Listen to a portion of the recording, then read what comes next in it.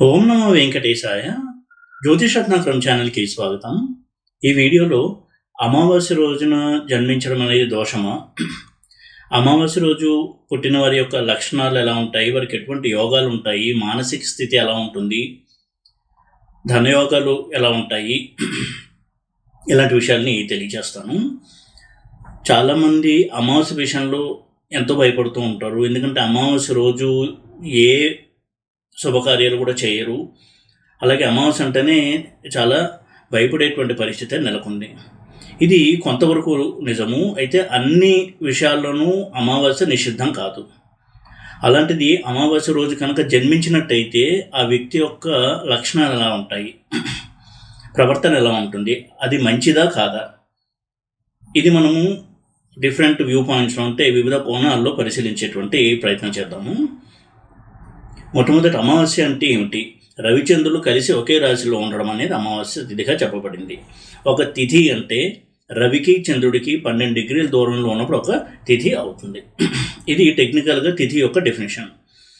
ఇప్పుడు రవికి వెనక నుండి చంద్రుడు 12 డిగ్రీలకి వచ్చినప్పుడు అమావాస్య స్టార్ట్ అవుతుంది. రవిచంద్రులు కలిసే వరకు ఉంటుంది. ఆ తర్వాత మళ్ళీ రవిని దాటి చంద్రుడు 12 డిగ్రీలకి వెళ్ళే వరకు పాడ్యమ తిథి ఉంటుంది. అయితే అమావాస్యని దోషంగా ఎందుకు చెప్పారు అంటే అక్కడ చంద్రుడు అస్తంగత్వం చెందుతాడు రవికి దగ్గరగా ఉండడం వల్ల. 12 డిగ్రీల్లో ఉన్నప్పుడు చంద్రుడికి అస్తంగత్వం ఉంటుంది. అస్తంగత్వ దోషం ఉండడం వలన చంద్రబలం తగ్గుతుంది. కాబట్టి కొన్ని పనులకి అమావాస్యని నిషిద్ధంగా చెప్పారు. ఇక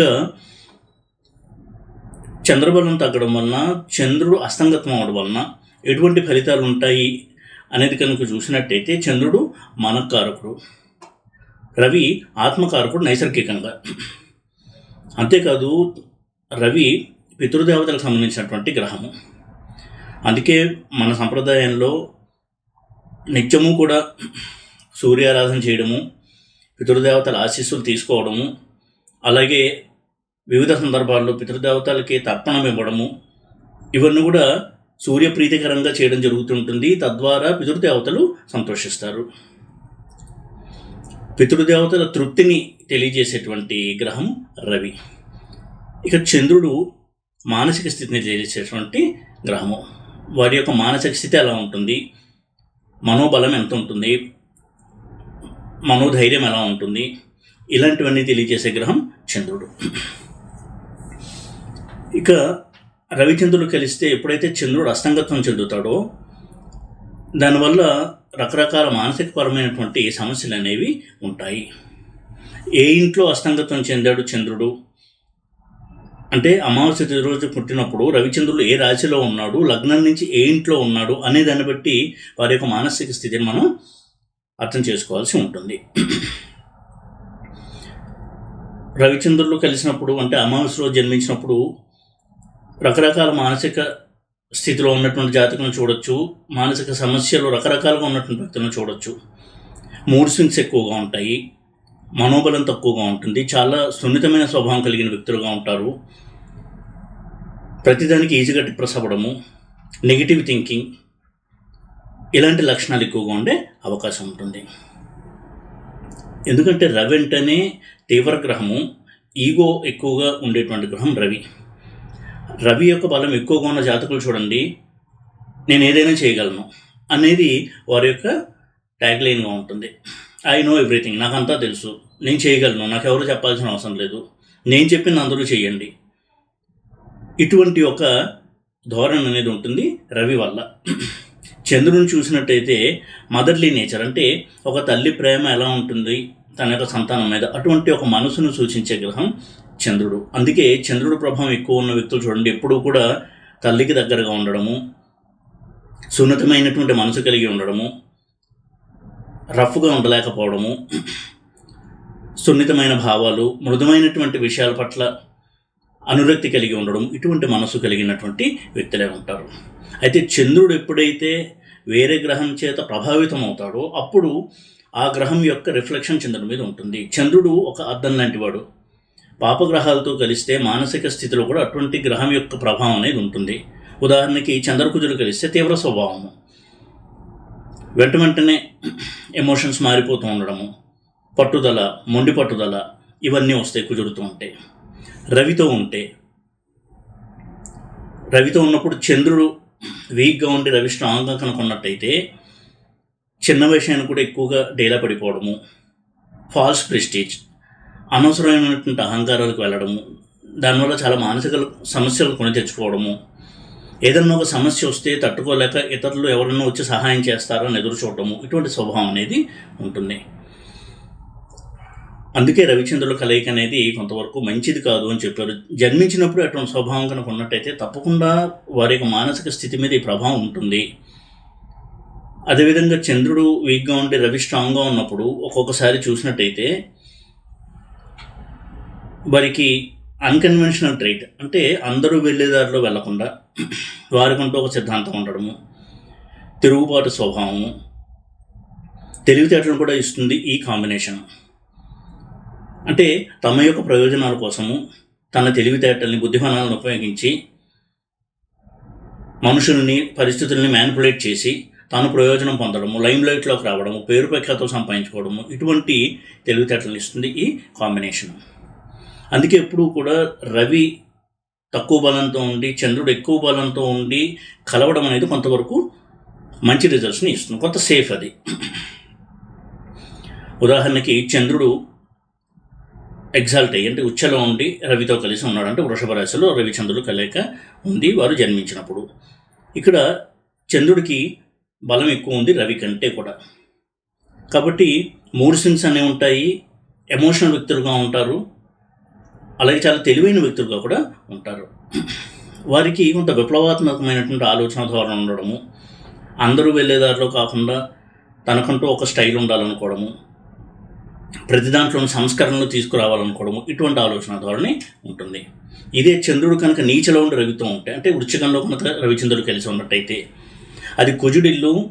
రవికి మళ్ళీ కుజుడితో మంచి రిలేషన్ ఉంటుంది కాబట్టి చంద్రుడు వీక్గా ఉండి ఇక్కడ రవికి కొంత బలం ఎక్కువగా ఉంటుంది. దీనివల్ల త్వరగా డిప్రెస్ అవ్వడము, mood swings, psychological problems, neurological problems ఇవన్నీ కూడా ఉండేటువంటి అవకాశం ఉంటుంది. ఇక రవి ఉచ్చలో ఉండి అమావాస్య రోజు జన్మించినట్టయితే, అంటే మేషంలో రవిచంద్రుల కలయిక, ఇక్కడ రవి యొక్క కొంత అహంకార ధోరణి, చిన్న విషయాన్ని కూడా చికాకు పడిపోవడము, ఏదన్నా తనకి నచ్చని విషయం జరిగినా, నచ్చని మనుషులు ఎదురైనా చాలా వైల్డ్గా, అగ్రెసివ్గా రియాక్ట్ అవ్వడము, ఇటువంటి ఒక ధోరణి అనేది మనం గమనించవచ్చు. రవి నీచలో ఉండి కనుక అమావాస్య తిథి రోజు జన్మించినట్టయితే, అంటే తులలో రవిచంద్రుడు ఉండి జన్మించినట్టయితే కొంతవరకు ఆ అగ్రెసివ్నెస్ అనేది కంట్రోల్ అవుతుంది, రవి నీచలో ఉంటాడు కాబట్టి. దానివల్ల కొంతవరకు విప్లవాత్మక ధోరణి, తాను వృద్ధిలోకి రావడానికి ఏదైనా ఒక కొత్త దారిలో వెళ్ళి అందరినీ ఆకర్షించాలనుకోవడము, ఈ విధమైనటువంటి తెలివితేటల వరకు జన్మతః ఉంటాయి. నేచర్ని ఈ విధంగా మనం అర్థం చేసుకోవచ్చు. ఇక రవిచంద్రుడు కలిసి ఉన్నప్పుడు వారితో వేరే గ్రహం కనుక కలిసి ఉన్నట్టయితే ఎలా ఉంటుంది అనేది చాలా చాలా ముఖ్యము. అమావాస్య రోజు రవిచంద్రులతో పాటు ఇంకో గ్రహం కూడా కలిసి ఉంటే ఏ గ్రహం కలిసి ఉంది అనే దాన్ని బట్టి రిజల్ట్స్ని మనం అర్థం చేసుకోవాలి.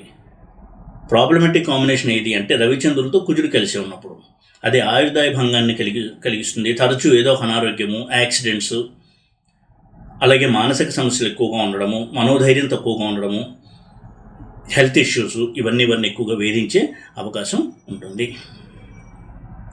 రవిచంద్రులతో పాటు బుధుడు కనుక కలిసి ఉన్నట్టయితే, ఇక్కడ చంద్రుడు బుధుడు ఇద్దరూ కూడా రవితో ప్రభావితం అవుతారు కాబట్టి చాలా సున్నితమైన మనసు కలిగిన వ్యక్తులే ఉంటారు.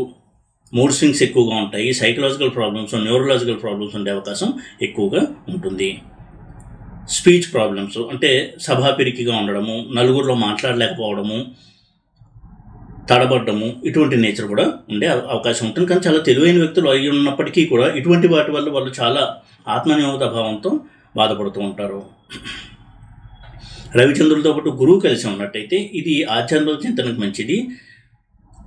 ఆధ్యాత్మిక విషయాల పట్ల ఆసక్తి అనేది వారికి స్వతహాగా ఉంటుంది. ఆధ్యాత్మిక సాధన చేస్తూ ఉంటారు, రిలీజియస్ పర్సన్స్గా ఉంటారు, సంప్రదాయాన్ని పాటించేటువంటి వ్యక్తులుగా ఉంటారు, సంప్రదాయానికి విలువిచ్చే వ్యక్తులుగా ఉంటారు. కొంతవరకు ఇది మంచి కాంబినేషన్గానే చూడాలి. ఎందుకంటే రవి గురువుల కాంబినేషన్ మంచిది, చంద్ర గురువుల కాంబినేషన్ మంచిది. అలాగే రవి చంద్ర గురువుల కాంబినేషన్ కూడా మంచిదే. ఇక రవిచంద్రులతో శుక్రుడు కనుక కలిసి ఉన్నట్టయితే అడిక్షన్స్, దుబారా ఖర్చు చేయడము, జీవితానికి ఒక పర్పస్ లేకుండా గడిపేస్తూ ఉండడము, ఇటువంటి నేచర్ ఎక్కువ ఉండేటువంటి అవకాశం ఉంటుంది. చాలా సున్నితమైనటువంటి మనసు కలిగిన వ్యక్తులు అయి ఉంటారు. కళల పట్ల, ఆ కళాత్మక రంగాల పట్ల ఆకర్షణ, అంటే వారు మూవీస్లోకి వెళ్ళాలి, ఆకర్షణ అవ్వాలి, ప్రజల్లో గుర్తింపు నేర్చుకోవాలి, ఇటువంటి వాటి మీద ఎక్కువగా ఆకర్షణ ఉండడం వలన వారు ఎంత చదువుకున్నప్పటికీ కూడా క్రియేటివ్ ఫీల్డ్లో ఉండడానికి, క్రియేటివ్ ఫీల్డ్లో తామొక పేరుని, ఐడెంటిటీని తెచ్చుకోవడానికి ఎక్కువగా ఇష్టపడము, ఇటువంటి మనస్తత్వం ఉంటుంది. మిగతా యోగాలు సపోర్ట్ చేసి వారు లైమ్ లైట్లోకి వస్తే మంచిదే. కానీ ఒకవేళ అలా కాని పక్షంలో వాళ్ళు వేరే ఫీల్డ్లోకి వెళ్లకుండా వారికి ఏదైతే ఇష్టమో అందులోనే ఉంటారో అటువంటి ఒక మనస్తత్వం అనేది ఉంటుంది. ఇక రవిచంద్రులతో శని కనుక కలిసి ఉన్నట్టయితే చాలా త్వరగా మూడ్స్ మారిపోతుండడము, త్వరగా డిప్రెస్ అవ్వడము, చిన్నదానికి కూడా ఎక్కువగా భయపడము, ఊహించుకొని భయపడము, ఇలాంటి లక్షణాలు ఉండేటువంటి అవకాశం ఉంటుంది. హెల్త్ ఇష్యూస్, ఫ్యామిలీ ప్రాబ్లమ్స్, అప్పుల బాధలు, ఇవన్నీ కూడా ఉండే అవకాశం ఎక్కువగా ఉంటుంది. ఎందుకంటే రవిచంద్రులు ఇద్దరికీ కూడా శనితో అంత మంచి రిలేషన్ ఉండదు కాబట్టి. ఇక రవి కానీ చంద్రుడు కానీ దుస్థానాధిపతి అయి అమావాస్య రోజు జన్మిస్తే ఇది కూడా మనం ఒక కోణం, దాన్ని మనం పరిశీలించాలి. రవి మీన లగ్నానికి 6th లార్డ్ అవుతాడు, చంద్రుడు 5th లార్డ్ అవుతాడు. ఇద్దరు కనుక జరిగితే కొంత సంతానపరమైన సమస్యలు, ఎడ్యుకేషన్లో ప్రాబ్లమ్స్, ఇలాంటివి ఉండేటువంటి అవకాశం ఉంటుంది. అయితే మంత్ర సాధన, దైవ సాధన ఇలాంటి వాటికి మంచిది. ఇక మకర లగ్నానికి రవి అష్టమాధిపతి అవుతాడు, చంద్రుడు సప్తమాధిపతి అవుతాడు. వైవాహిక సమస్యలు, పార్ట్నర్షిప్ బిజినెస్లో ప్రాబ్లమ్స్, విదేశీ ప్రయాణాల్లో సమస్యలు ఇలాంటివి ఉండే అవకాశం ఉంటుంది.